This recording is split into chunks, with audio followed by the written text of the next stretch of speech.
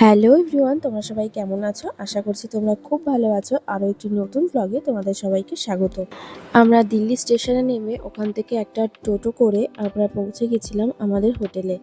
হোটেলে ঢুকতেই সামনেরটা এইরকম ছিল, বেশ খোলামেলা ছিল, বসার জায়গা ছিল। ওখানে বসেই আমরা রেস্ট করছিলাম, আর ও গিয়ে যে সমস্ত প্রসিডিওরগুলো হয় সেগুলো করে নিচ্ছিল।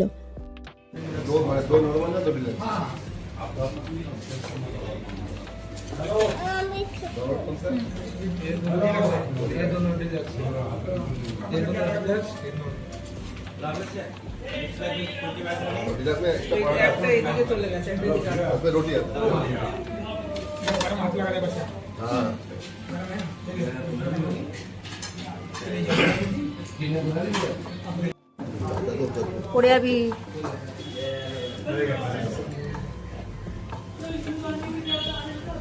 হোটেলে ঢুকে আমরা সবাই একটু ফ্রেশ হয়ে নিলাম। ফ্রেশ হওয়ার পর আমরা চলে এসেছি লাঞ্চ করার জন্য। এই রেস্টুরেন্টটায় সমস্ত কিছুই ভেজ ছিল, তাই আমরা ভেজই খেয়েছিলাম ওই দিন গিয়ে। প্রথম দিন গিয়ে আমাদের ভাতের হোটেল খুঁজতে একটু প্রবলেম হচ্ছিল, যে একদিকটায় পুরোটা ভেজ আর একদিকটা পুরোটা ননভেজ। তো আমরা ভেজের দিকেই চলে গেছিলাম, তাই ওই দিন আমরা ভেজই খেয়েছিলাম। দিল্লিতে আমরা 2 থেকে 3 দিনের মতো ছিলাম। এরপর থেকে আর কোনো অসুবিধা হয়নি আমাদের খাবারের জন্য। ওখানে খাওয়া দাওয়া কমপ্লিট করে আমরা বেরিয়ে পড়েছিলাম। আমার মেয়ে তো ওখানেই ঘুমিয়ে পড়েছিল। হোটেলে গিয়ে সবাই একটু রেস্ট নিয়ে বিকেলের দিক করে আবার আমরা বেরিয়ে পড়েছিলাম। ওখান থেকে আমরা একটা ক্যাব বুক করে নিয়েছিলাম। আমরা যাব দিল্লির বাংলা সাহেব গুরুদুয়ারা দেখার জন্য।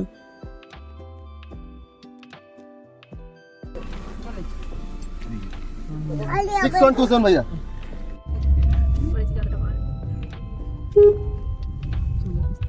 इसको रेनोवेशन कर रहे हैं। बीच वाले पे कर दिया ना अजमेर के साइड। সবাই গল্প করতে করতে চলেও এলাম। এখানে গিয়ে বেশ ভালো লাগছিল, খুব সুন্দর জায়গা একটা। আমার একটা ফ্রেন্ড দিল্লিতে থাকে, তো ওর হাজব্যান্ডই আমাদের সাজেস্ট করেছিল এখানে যাওয়ার জন্য। সত্যিই একটা দর্শনীয় স্থান।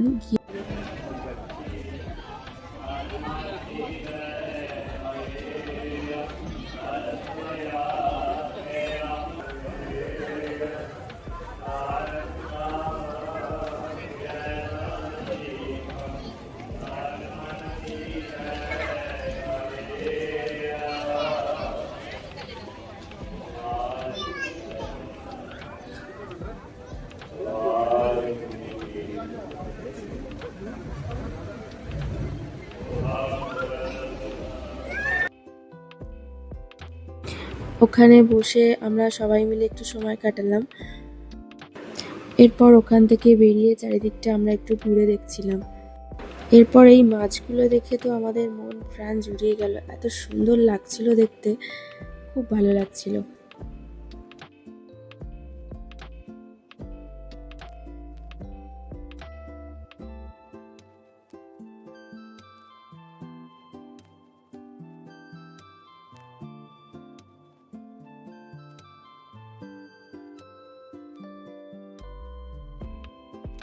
চারিদিকটা বেশ ভালো লাগছিল। আর এই এক মেয়ে আমার কোল থেকে কিছুতেই নামেনি। যেহেতু বাবার হাতে ফোন ছিল তাই আমার কাছে ছিল, না হলে ওর বাবা না হলে আমি, কারোর কোল থেকে ও নামবে না নিচে।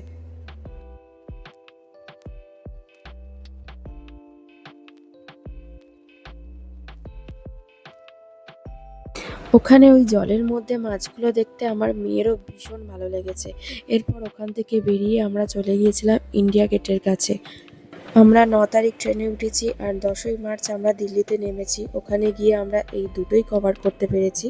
তোমাদের কেমন লাগলো অবশ্যই কমেন্ট করে জানিও। ওখানে বসে অনেকটা সময় কাটালাম সবাই মিলে। এরপর 9টাও বেজে গিয়েছিল। ওই জায়গাটা 9টা নাগাদ করে সব ফাঁকা করে দিচ্ছিল, তাই আমরাও বেরিয়ে পড়েছিলাম। ওখান থেকে একেবারে আমরা হোটেলে চলে এসেছিলাম।